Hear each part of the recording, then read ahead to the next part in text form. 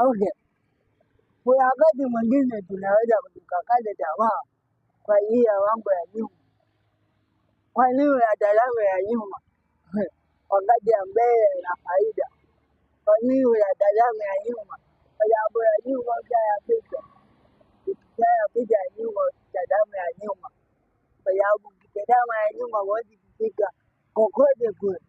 Hakikisha katika maisha yako unaangalia mbele kuna nini, mbele kuna hatima gani, mbele kuna mafanikio gani. Hata kama kutembea kwako ni kidogo sana, hata nguvu yako ya mafanikio ni ndogo sana.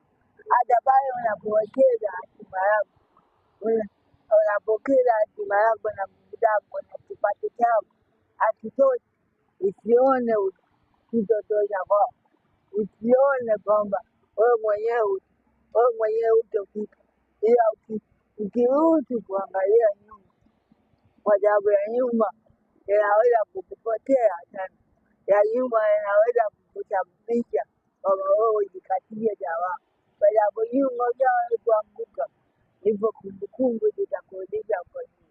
Ukitazama nyuma wakati unaendelea mbele, kwa sababu ukitazama nyuma utapata hasara kuu.